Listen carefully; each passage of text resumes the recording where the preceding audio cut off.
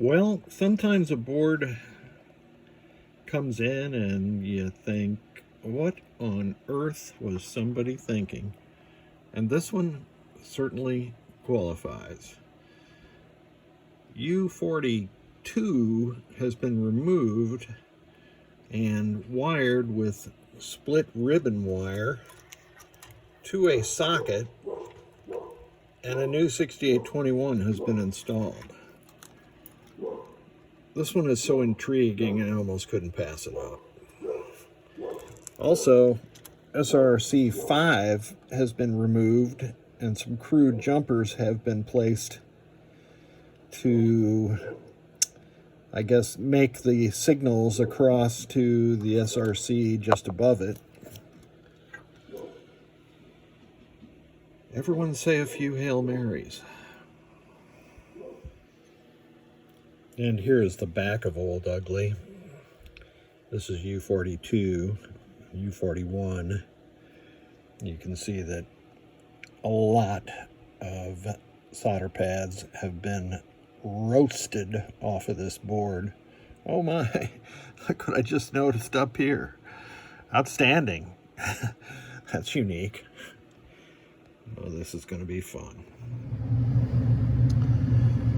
A Williams high-speed System 11 nothing MPU. You can see it's got the completely populated sound section, including the amp and the connector at J115. And this one, quite honestly, was a disaster. And I'd rolled in some preliminaries, but this, I don't know what you call this, but somebody had taken the time to disassemble a ribbon cable, and they had soldered it onto one of these two. I don't remember which one I took it off of, but so it was like this with the 6821 remotely installed into this socket. So that was the prime issue with this thing. The other issue was where this SRC is supposed to be, and I'll show you what I did to replace that. It's not pretty, but given that 6 of the traces were destroyed here on both sides of where the SCR connects, and that would have made me run a trace from this 6821 to the SRC and then over to the connector, and that's just a lot of work to do. I've done that quite a few times. The other thing on the front of the board, I've replaced all the capacitors.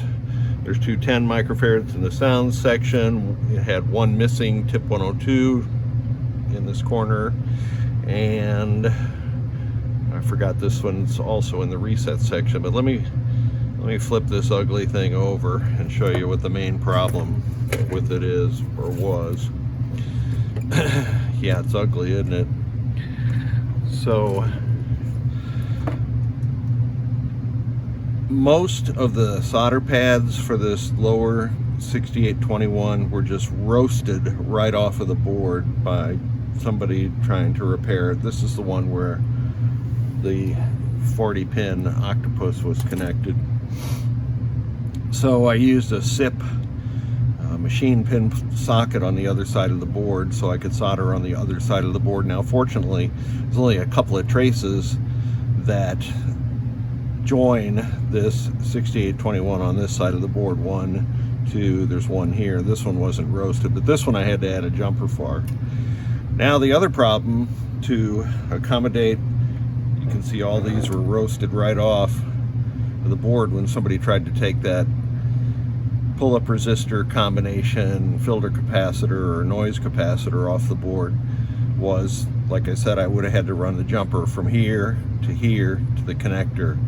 So just to make things easier, I installed the pull-up resistor right on the socket for the 6821, and I've tied the 5 volts back to the 5 volt connection on the 6821, and then that allowed me to only run these 6 jumpers. 1, 2, 3, 4, 5. Oh, one of them I corrected on the other side. From the 6821, still hitting the pull-up resistor, and then to the header. This is a little shiny because I've tacked all these wires down with a copious amount of conformal coating. You can also see over on this side that this big fat ground trace was burned up. And originally when I got the board, somebody had run a jumper from this solder pad for the relay all the way over to this location. We really just needed to pick up ground for the components in the special solenoid section, so a jumper from here to here works just fine. Also replaced a jumper somebody had installed when they were trying to work on one of these 7402s, and I like to banjo string them when I can. I couldn't banjo string these because this SIP resistor network is up off of the board, and I know that's ugly. That's the best I could do. This is an expensive board, and nobody's making them except Victor up in the Puget Sound area now, so it is what it is. So let's get it over to the bench and see if my handiwork has returned this board to operation. Let's boot it up. That's the characteristic dink. I have one of my soundboards for high speed connected, and the onboard 7-segment display indicating a 0, which is correct. The lamp matrix is dancing, and the only coil that's on is the coin lockout coil. So let's put it into test.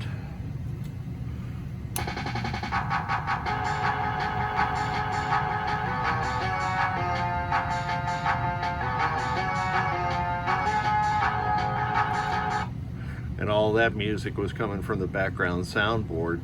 It just proves that the circuits that are driving the background soundboard are working correctly. And high speed is a 2 alphanumeric displays on top, 2 on bottom, and then it's got the credit/ball and play display.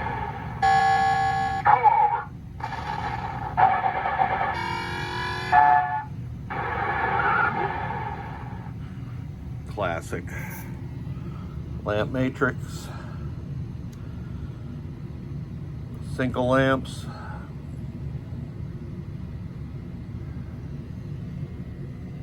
the solenoids,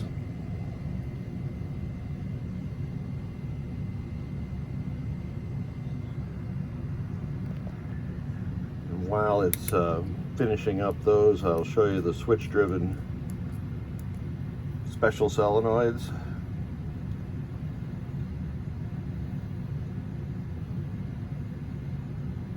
So all our solenoids are operating correctly,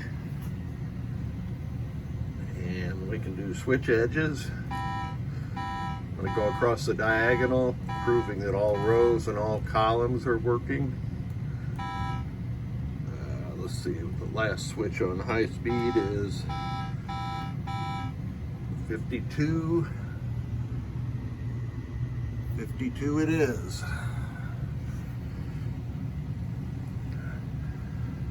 And I have NVRAM installed, so we might as well set this game to free play. 23, I think. No. Williams moved that around. Oh, I'm in the audits now. I need to get to adjustments. 23. There we go. So at long last, this disaster of an MPU will now be returned to service for a good long time. It takes quite a bit of effort to get something like this going, and I appreciate the patience of the client as I work through this. Things like this I can't work on continuously. I have to work on it for a little bit, put it down, work on some other things, because it's very tedious removing the jumpers or the glob of wire somebody put on there, and then reconstructing all the traces. Thanks again for sending it.